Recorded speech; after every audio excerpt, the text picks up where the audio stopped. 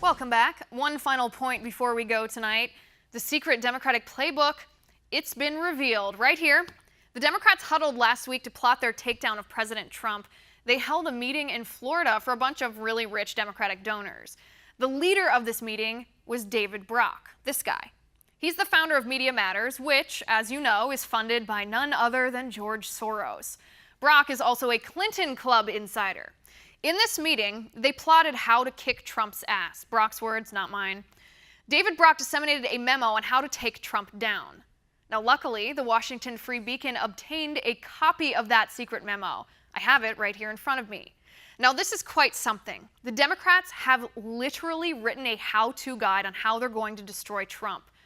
This is the most revealing thing Democrats have published since Anthony Weiner's Twitter DMs, neither of which were supposed to be public. People, this is something crazy. It's 49 pages, a short read. I read them start to finish, and you should too. The top 9 tactics, we see these in use by liberals every single day. Let's look at them. Tactic number 1, focus on impeaching Trump.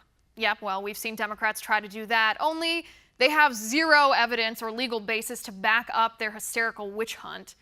Tactic number 2, file continuous lawsuits against Trump. Yep, we've seen that too. Maybe we should ask the Democrats why they think it's okay to waste taxpayer money, our money, your money, and my money, which is used to defend these lawsuits when no crimes have actually been committed. Tactic number 3, use the internet to delegitimize Trump. Yeah, it's called an echo chamber. Liberal tweet bots on Twitter retweeting angry progressive pundits who probably are paid to write anti-Trump nonsense. It's also called fake news. 50 years ago, it was called propaganda. Tactic number 4, partner with Facebook to fight so-called fake news. In other words, if liberals don't like what conservatives say, stifle our ability to say it. Tactic number 5, resist the normalization of Donald Trump.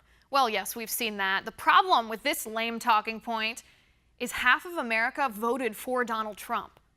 Tactic number 6, nonstop coverage of Putin. Well, yes, we've seen that.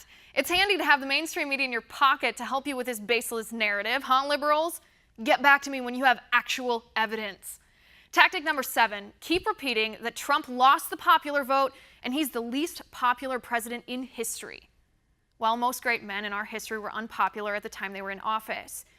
And it's called the Electoral College. It protects the voices of minorities. You know, the same minorities liberals claim they champion. Tactic number 8, always paint Trump as a thin-skinned loser and tie Republicans to white nationalists.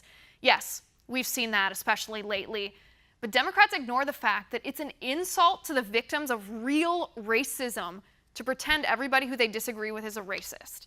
Tactic number 9, push positive media coverage of Democrats who call out Trump. This one is hilarious. This has to be the only reason liberals praise Congresswoman Maxine Waters. The only reason. If you'll notice, nowhere in this playbook do Democrats present an alternative vision for America. Nowhere do they promise to protect liberty. Nowhere do they encourage opportunity or promote justice for all. They just want to destroy Trump. They are waging a vendetta against our president, and they've exposed how they plan to do it. If we know what liberals are going to do, we can neutralize their strategy. These tactics, they should be on the tip of the tongue of all Republicans, politicians, pundits, and yes, we the people. If we ignore this playbook, if we don't read it and learn to counter exactly what the Democrats are saying and doing, well, then we're the dumb ones, and we deserve to lose to them. And that's my final point tonight. You can reach me on Twitter at Liz_Wheeler. If you liked the show, please send me an email at oann.com/contact. In the meantime, catch us here tomorrow at 9 p.m. Eastern. And until then, have a good night.